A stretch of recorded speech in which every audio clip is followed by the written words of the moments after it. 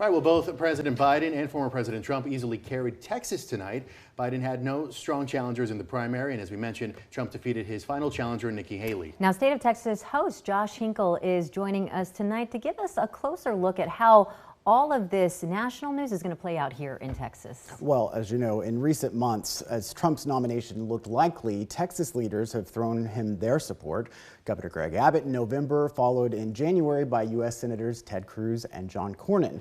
The victories tonight for both Trump and Biden come just days after they were both visiting the Texas-Mexico border, ensuring immigration remains a key issue this presidential election. Governor Abbott joined Trump on his stop, and the former president later said Abbott was on his short list of vice presidential considerations.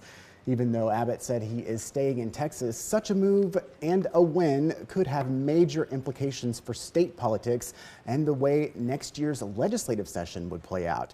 If Abbott became Veep, Lieutenant Governor Dan Patrick would then become governor in Texas, further solidifying the conservative priorities he's pushed in the state's upper chamber during his tenure. And it's probably too early to guess who would become lieutenant governor at that point, but the senators vote one of their own members to take that post. The last and only time it's happened was in 2000, and that was shortly before then Governor George W. Bush became president, allowing Lieutenant Governor Rick Perry to step into the governor's role, and senators voted their own Bill Ratliff to take the state's second highest spot. But this, of course, is such a long way off. That's exactly right. First, we have to see what Nikki Haley decides after today, and then primary season continues into June, and the nominee will be formally chosen at the Republican National Convention in Milwaukee in July.